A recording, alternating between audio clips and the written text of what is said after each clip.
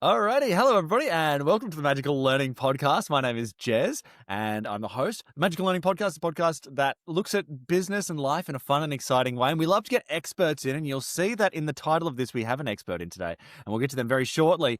As always, we have to check in with our regular team before we get into all this, so let's start with Danette. Danette, you were the last on, but you're going to be the first to tell us how your week's gone. You have jumped on, you've just arrived home. What's been going on?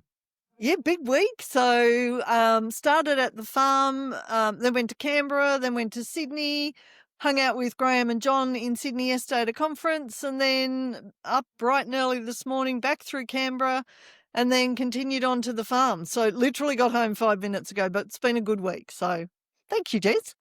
That's all right. Instead of frequent flyer miles, I need to give you frequent driver miles, traveling all around New South Wales. Yeah, some of that was Graham driving. He definitely got more than me. Well, let's hand it over to Graham. Graham, our resident CEO and Top Gear expert, tell us about how the drive has been. How's the week been?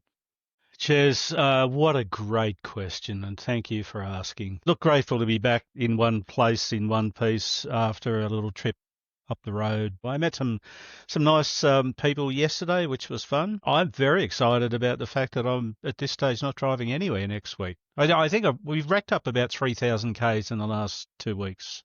So, by the way, sorry, if I get really quickly, yes, I know this is all about me, but Mr. Smith, Dick Smith, if you are listening, if you've got a spare helicopter, yes, we need one. Thank you. We should get onto that. Well, we haven't really thought about entering the helicopter game as Magical Learning, but it's a little area to think about growth into. Why not? Why not? Why not? We can do a podcast from a helicopter, the helicopter pod. Anyway, let's go to John. John, how's your week been? You are recording live from the pool room, our favorite recording studio. How's things? That's fantastic in the pool room, Jez. The vibe is really good.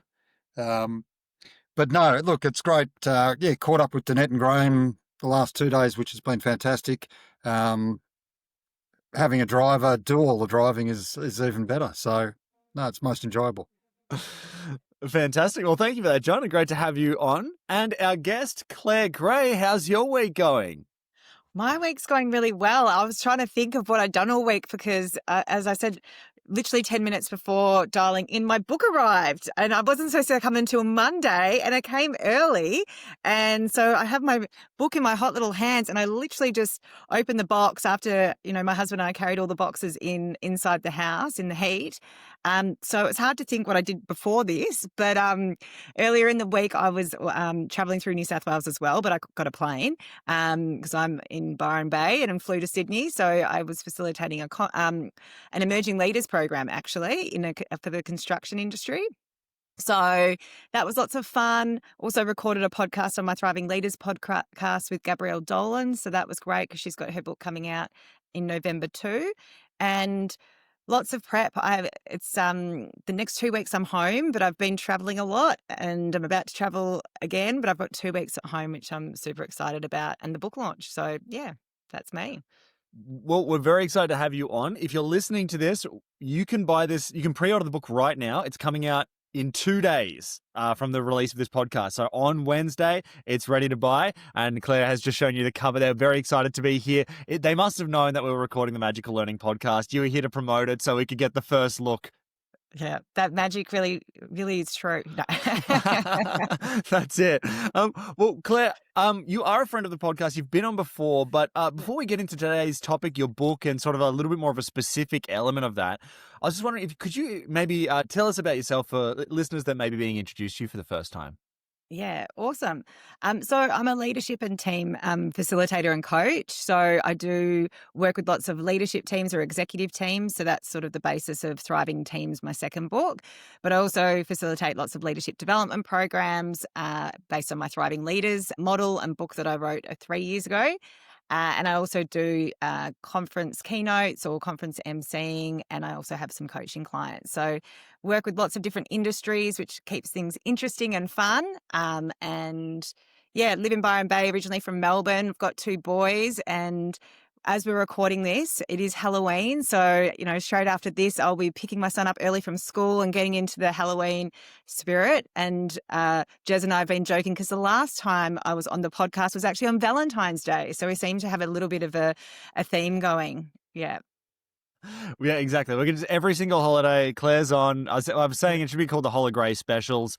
We're gonna work on the branding and everything for it, but it's a nice bit of cross promotion that I think, Claire, it just makes sense. Honestly, it does. It does. You just have to write a book that has to be released briefly after each holiday, and I think we'll be all lined up. It's going to keep me very busy. Yeah, that's it. Well, speaking of books that are being released, your new book, Thriving Teams, which you just showed before for people that are watching on YouTube or Spotify.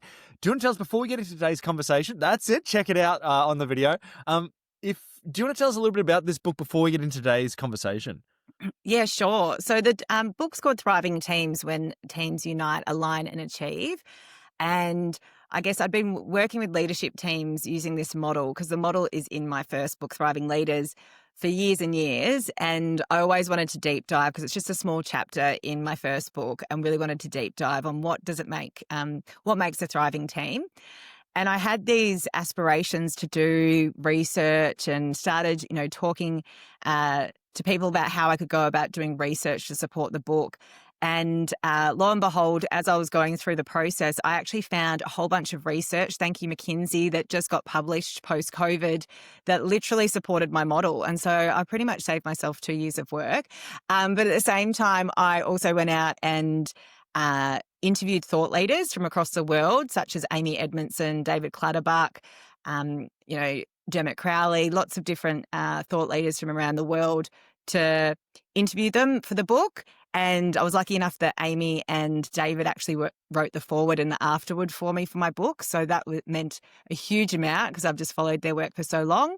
But also interviewed, I've got 4 case studies with Australian organisations that are in the book as well to bring it all to life. So really, really, proud of Thriving Teams. And yeah, it's just exciting that it's finally arrived. We're so excited for you, and we're excited to be part of the sort of press tour of this book to get it out there and get the word out there. I think we're going to be talking today about how to have healthy debate, which is an amazing conversation. I'm really excited to get into that, along with your Thriving Teams concept. But let's start with Danette. Yeah. Danette, Danette always likes to set the table with questions, so I'm going to throw to Danette. Tell us about your questions and tell us a bit about why you chose them. First of all, congratulations on number 2, Claire. That's awesome. Thank you. Well done. I'll do my party dance. I was really curious because healthy debate, I suppose there's a need for understanding why we're here in teams and stuff like that. So I first of all was really curious, what's your definition of purpose? Yeah. So like pretty much all research on high-performing teams talks about having a team purpose.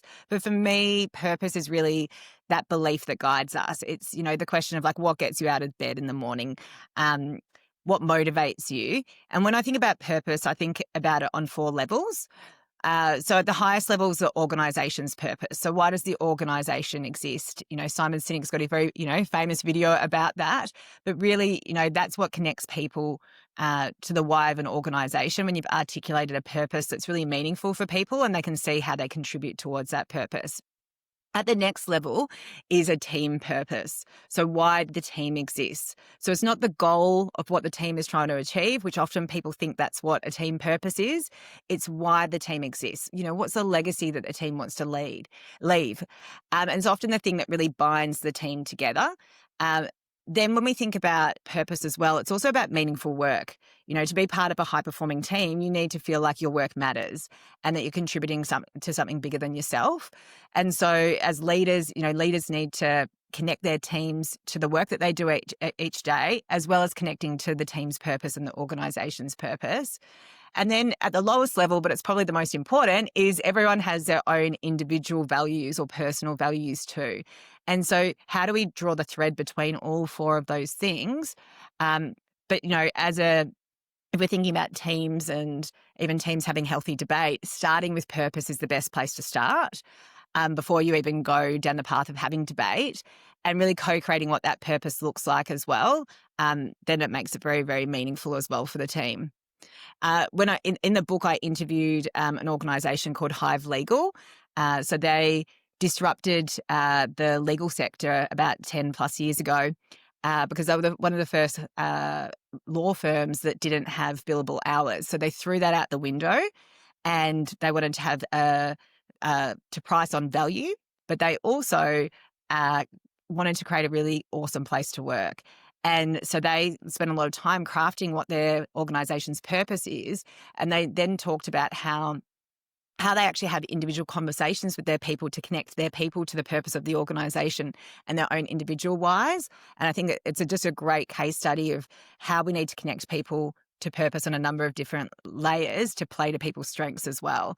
And they've just recently, actually just before I interviewed them for the book, had actually refreshed after 10 years their organisation's purpose because things had shifted. They'd kind of matured as an organisation too. So it's not a set and forget. It's something that you do revisit. Obviously, team purpose you might revisit more frequently, but an organisation's purpose you also revisit too. Nice, great answer. And I love that case study too. Yeah. So my next question is, what do leaders need to do to create teams that thrive around purpose? Because again, I'm assuming that if we're not clear on our purpose, the healthy debate's not always going to be that healthy. Yeah.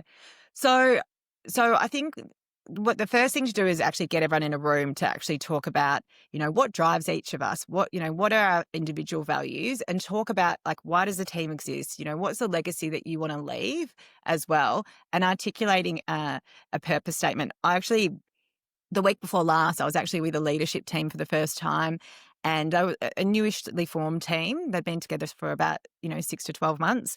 And we were creating a team purpose, using the whiteboard and kind of editing. And then someone just called out, we thought we'd, arrived at the team's purpose. And then someone called out and it's like, this isn't our purpose, just called out like, this isn't our purpose. This could be any team. So you actually need it to be meaningful to your team as well, and make sure that it actually resonates with people, because often it becomes jargon and it's quite meaningless, but then it's about how you actually bring it to life every day. So what are the ways that you can hold each other accountable and bring your values, the team purpose to life? I also like to create some team values or behaviours as well. And often it's just, 3 behaviours that we want to highlight that maybe the team's not demonstrating that we want to actually reinforce. And even, building that into how you operate. So whether that's in your team meetings, having a meeting observer and actually rotating that role. So for the last 5 minutes, you actually get feedback on, are we living our purpose? Did we demonstrate the values and behaviours we wanted to demonstrate? And what do we want to try and do for our next team meeting? And it can take between 3 to 5 minutes. It doesn't have to be something that's overly cumbersome either. Love that answer. Thanks, Claire. Yeah, love that. Thanks, Danette. Well, let's throw to Graham. Graham, did you have a question? My question was around psychological safety. And I actually just tweeted a minute ago that I remember reading something recently where Amy Edmondson was quoted as saying that we have, like, the whole idea around psychological safety has been sort of distorted to some extent. And it has become a bit of a catch-all for a whole bunch of things. But it's also often like a get-out-of-jail-free clause or card for someone who doesn't want to front up. So I'm just curious about it. Feels like a lot of the time the weight of responsibility and accountability and expectation for creating a psychologically safe workplace rests with the employer. But I'm curious in all the work that you've done, particularly with teams, and when we talk about things like team purpose and team values and the behaviours that we want to see in our team, what's your thoughts on how team members can actually contribute to psychological safety to some extent, regardless of what their employer might do? Yeah. Did any of that make sense? Yeah, 100%, loud and clear. So, and I think it's an and, not an or. Like, I don't think it sits with the leader. I don't think it sits with the team. It's both. But even just to take a step back, if we think about the why that you were speaking about before, the purpose is the why. And then if you think about relationships, that's the how. And the how is both psychological safety and trust. So if you think about trust being on a one-to-one relationship level, so we will have different levels of trust with individuals within a team, and you'll observe different levels of trust between people. But psychological safety is the environment that's created where we can take interpersonal risks as a group. So when we think about being able to take interpersonal risks as a group, this is like, raising our hand when we've made a mistake, sharing when we don't have the answers. It's also being able to share a really bold idea without being cut down in a team too. And so I think, to your point, Graham, there's a bit of a false assumption that psychological safety is easy. In fact, McKinsey's actually done a study to say that only 26% of leaders actually consistently demonstrate behaviours that contribute to psychological safety. So we assume that this is something that's easy. And the other common misconception, I think, is that people think it's about being nice, and it's actually not at all. It's actually about having tough conversations. It's about disagreeing, debating, sharing diverse perspectives and ideas.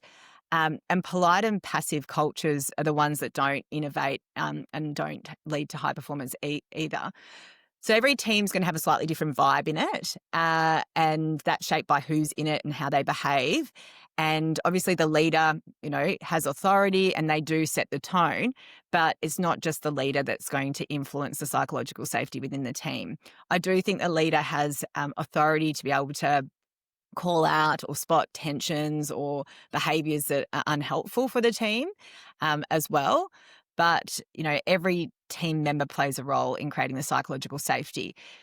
I think psychological safety is one of those things you can't just say, how psychologically safe does everyone feel in the team? Because, if people don't feel safe, no one's going to say anything. And I think that's why Amy Edmondson talks about focusing on the goal that the team's trying to achieve and what that actually requires of us. So psychological safety is not the end goal. Achieving the goal is, and psychological safety is almost what's required of us or the behaviours to be able to have the environment to achieve that goal. Yep. So, discussing with the team, why we're here and what the purpose is, what we're here to achieve in terms of goals and that clear direction or accountability. And then, how do we need to interact, going back to those behaviours and values. But if we're going to, think about what role we play individually within a team, it's all the little actions that we take that make the biggest difference. And I think, just being mindful of, are you listening to learn, and suspending judgment? Are you asking curious questions? And are you speaking up? Because often, people who don't speak up in meetings, that's perceived in a number of different ways. People might think that they're holding back. People might think, there's a whole lot of assumptions that we make when we don't hear from people, and then we don't get their perspectives too. Yeah. So we really need to, role model the vulnerability and humility.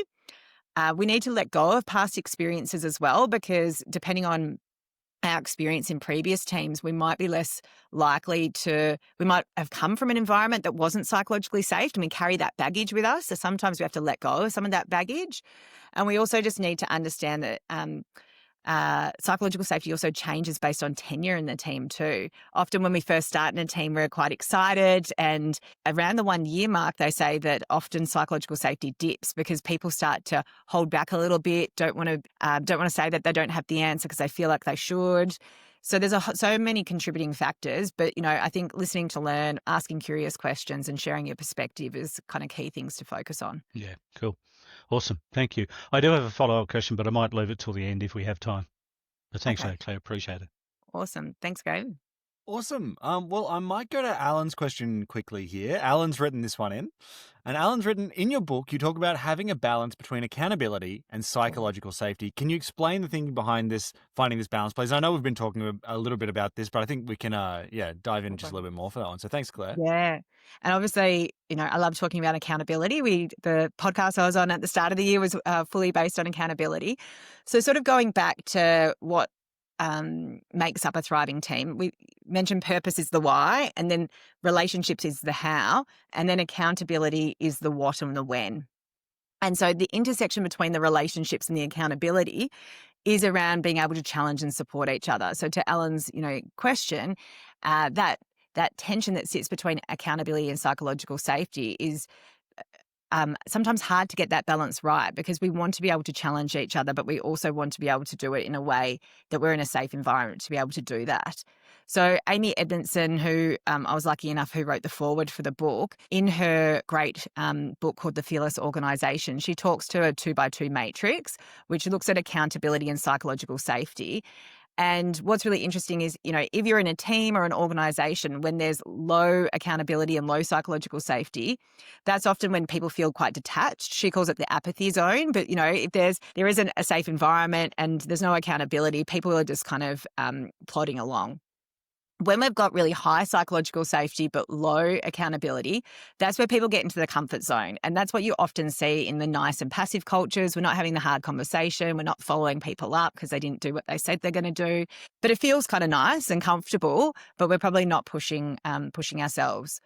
When there's that high accountability but low psychological safety, that's when we get into the anxiety zone. People feel burnt out. They feel a lot of pressure, and that's probably not a nice place to be. Often people will leave if they're in that environment for too long. And so getting the balance right is when we get high accountability and high psychological safety. That's the sweet spot, and that's called a learning culture. And I think that's where teams thrive. It's really where we can have that healthy debate. We can challenge each other. That's where we can do our best work. We make a mistake, we fail, we learn from it, we learn from our successes as well.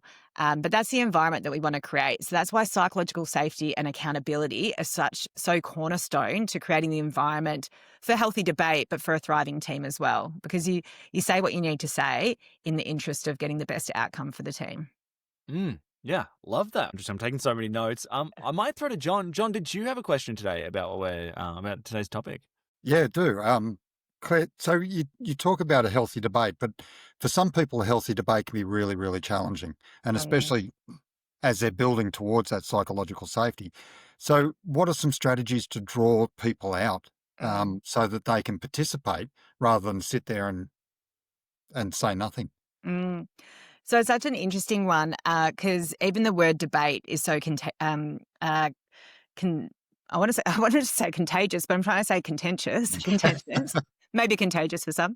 And I'll share a personal story. So when I did my interview with David Clutterbuck, and so David Clutterbuck's written 70 books, a lot on teams and team coaching, and I studied under him a couple of years ago. So I really admire David Clutterbuck. And I asked him the question about healthy debate, and he really challenged me, which the irony wasn't lost on me because I then was debating the word debate on whether that's the right word to use with teams. And, he talked about the negative connotations of debate because it's often people want to defend themselves and, it links with conflict and other things like that. And so it really got me thinking about the language about healthy debate. And I guess I went through this process of, do I change the word to dialogue or, but it just didn't feel like it had the tension in it that I think you need in a high-performing team. And so I actually write about it in the book about how I debated debate because, it's a little bit ironic. But I guess what's at the heart of healthy debate is about high-quality conversations. And it is about quality dialogue, but it is about creating clarity and alignment. And I think the reason that people can avoid having healthy debate is they feel like things are getting personal. So things move from task conflict, and we actually want task conflict because we know we get different perspectives, we want to disagree, and we really want teams to disagree, but then we want teams to get aligned. But it's when it shifts from task conflict to relationship conflict is when it becomes an issue, and that's when things feel quite personal. And also being nice and passive behaviours also aren't helpful in a team as well. And I think people also have a fear of people's reaction. And some of that could be based on the culture within the team. It might be based on cultural backgrounds or personality or experience. So there's a lot of different variables. But I do have a model to help people understand how best to have healthy debate. Model is the 4 Ds of healthy debate. So the first D is around diagnose. So often teams are really good at having chat fests and, talking about all sorts of stuff and going off on tangents. But actually, first of all, diagnose, what's the problem we're trying to solve here? And get on the balcony and look at multiple interpretations, but get really clear, what is the problem we're actually trying to solve here? The second part is dialogue. So dialogue, this is about listening to learn, asking curious questions and sharing perspectives. And I think that's just a good model for collaboration just in general. So, balancing all of those things and suspending judgment as well, so that you're kind of listening and having perspectives. And even when I was with this team a couple of weeks ago that did the team purpose session, we wanted to practice healthy debate. And I sort of sat back and acted as a team coach. And at the 40-minute mark, I said, okay, I'm just jumping in here. Where do we think we are? And they felt like they'd diagnosed the problem, but they were just stuck in dialogue after 40 minutes. And that happens a lot. And that happens a lot in lots of different teams, because we sometimes we can talk in circles, or we've got so many different perspectives and we're reluctant to make a decision, or we're not clear as a team how we make a decision. So the third D is about decide. So be clear on how decisions are made as a team and play back what's decided so everyone's on the same page. And the final part is dedicate. And this is about getting aligned as a team, being that united front so that everyone's really clear of what's actually been agreed as a team and commit to that way forward together. Because I think what often happens is, people will go back and think this has been agreed, but something else has been agreed, and or it could be, I think we're doing this, but we're actually doing that. And that's a really good indication that the team's not aligned as a team. So first you've got to diagnose the problem you're solving, then have the dialogue, then decide, and then dedicate to the decision that's made. Yeah. All right. Brilliant. Thank you. Awesome. Thank you for that. And thanks for sharing the model. I think that's a little sneak peek of what's in the book, which is very exciting. Let's jump into Allegra's question here. So team member Allegra sent this one through. What are some common mistakes businesses make that lead to unhealthy debate? So I think common mistakes are that we create, have a lot of reinforcing mechanisms within teams that stop us from debating. So it could be how you're rewarded for things. So like having a fear of failure is often something that stops us debating things. It could be we haven't created the environment to be able to turn up the heat. And when I talk about turning up the heat, it's about doing it in a way that's constructive. So having that holding environment so that we can actually we can disagree and get diverse perspectives together. I think sometimes there can be some toxic dynamics that happen within teams within healthy debate. So I think the first one is often the natural defensiveness that often happens when we feel like someone's challenging us, and our need to be right, and that righteousness that often happens. I mean, our brains are hardwired to think that we're right. Obviously, I am, but everyone, thinks that they are right. But then that's not helpful as well, because then we hold our views so firmly that we can't be open to other views as well. And that's not helpful, because then we can't actually innovate and learn.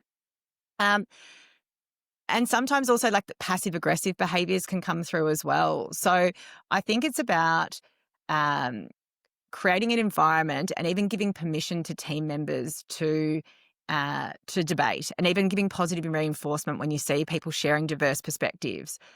If you're a leader in the team or even a team member, asking curious questions like, what's a different perspective on that? Or what else? Well, what else are we not thinking about? So really trying to ask those curious questions to, promote diverse perspectives and demonstrate that that's something that we want within the team. Love this. I mean, I think this one, the more I'm thinking about this, I'm just thinking how well this pairs with our first conversation. So I highly recommend, I'm going to put the link in the description so you can go check out our first episode, because I think this all sort of fits in together, how you can have debate and then that leads to accountability, and all these things I see how it all connects. So it's, I think this is a great sequel to what was a great first podcast. And that leads us into our final question here, which is from Kanika. And the question is, what are some positive examples that inspired you for this book when it comes to debate? Yeah.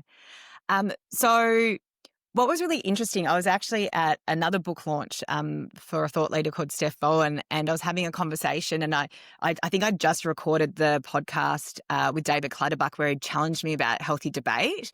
And I actually ended up writing about it in the book. I was chatting to this guy that was there, and he said, oh, I really encourage you to look into Tibetan debate. And I was like, oh, Tibetan debate, what's that? And so they actually use the word debate in Tibet. And this is a philosophy that they use where they have this dramatic practice where they have two people that come together. There's a challenger who kind of stands up and claps and makes really loud noises, and the other person sits on the ground, and then they switch roles. And in Buddhist philosophy, it's about learning how to hold tension about different ideologies and being able to share different perspectives about the complexity of truth. And it's all about, debate being about mutual learning. So I just thought that that's an interesting story because I really delved into that because I thought it was useful. But a more practical example, maybe that if you don't identify as a Tibetan Buddhist monk, would be even, I'll use Hive Legal and another of the case studies that I used in the book. So Hive Legal, Joanna Green and Melissa Lyon, who I interviewed, they actually did a 360 for their leadership team, and they got this feedback that there was really high trust and really high cohesion, but there was really low challenge. And as they worked, they'd been working together for a long time, some of them up to 10 years. And what they'd noticed is they'd stopped having the hard conversations. They prioritized getting along and keeping cohesion, but they actually had avoided having the tough conversations.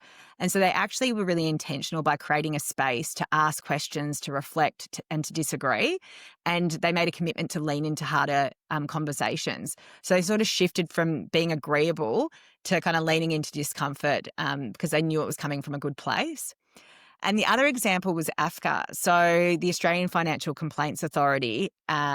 So I found them super interesting because, in the last 6 years, they've tripled in size because of the amount of banking and finance and insurance complaints that are happening within Australia.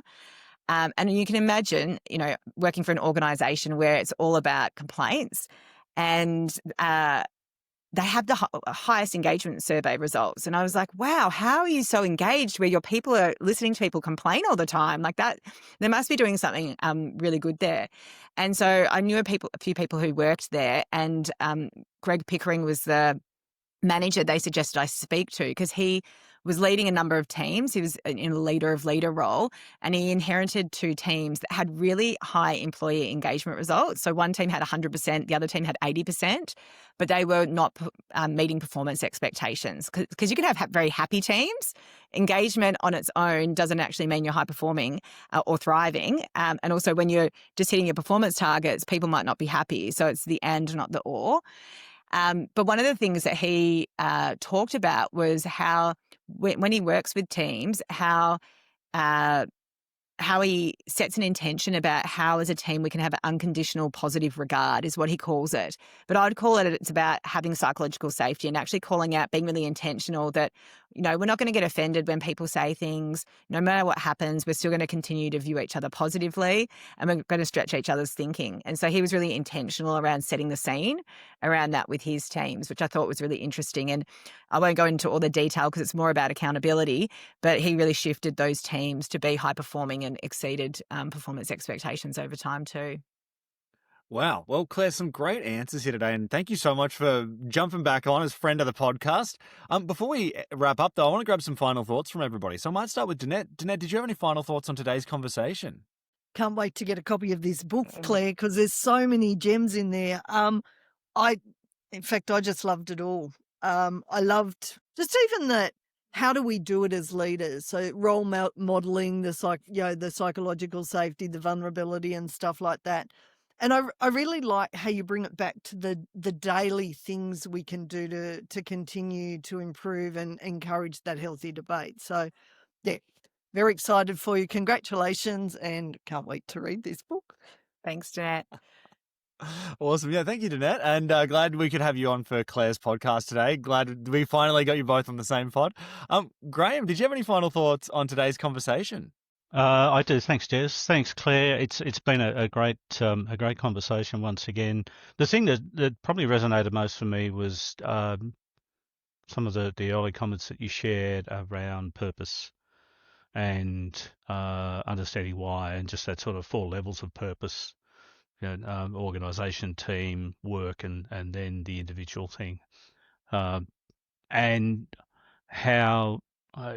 When you can create or build a team around people whose personal why is more aligned to the organisation's purpose, generally things can flow better from there. But again, it was great. And also congrats on the book. Well done. Thank you. Good to see you again. Thank you. Awesome. Thank you, Graham. Great questions today and great insights. John, any final thoughts on today's conversation? Yeah, I think our timing was fantastic with the book arriving 10 minutes early or before the podcast. That was fantastic. So well done on that. A couple of takeaways I've taken is, that listening to learn. I haven't heard that expression before, but yeah, you're right. You got two ears and one mouth. Use them in that proportion, but listen to learn, and debate being about learning. So rather than going in and having to defend your position or attack the other person's position, use debate to learn. I found those 2 points really good. Thank you. I want to echo John's. I had a lot of takeaways as well. I thought that the whys from the 4 different sort of perspectives, the organization, the team, the individual, and I just thought it was so interesting. And I also thought the 4 Ds of debate. And then I've also got to try this Tibetan debate. Who knows? That might be something that's down my alley. I'm not sure. A lot of great takeaways. I'm definitely going to have to pick up the book. Claire, did you have anything that you wanted to touch on that we haven't got to today, or any final thoughts on today's conversation?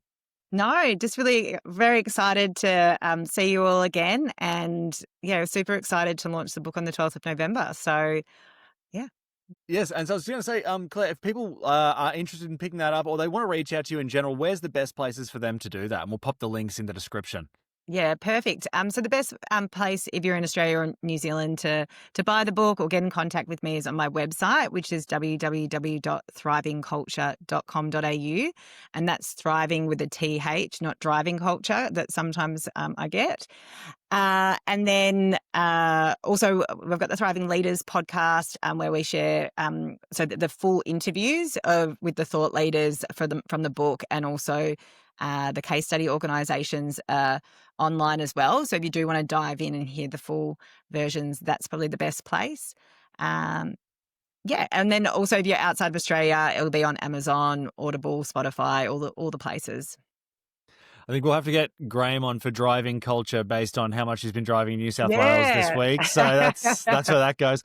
Claire, I want to thank you so much. Team, thank you so much. Another absolute classic episode. Anybody that's been listening to this, they like this conversation, they want to go check out that book, you can pre-order it right now if you're listening to it, or if you're in the future, maybe 2026 and revisiting this, you can obviously go to Claire's website as mentioned. I want to thank everybody for listening and sharing. We're now over 12,000 subs on YouTube. So thank you to everybody that's been sharing that. And to everybody, have a magical week.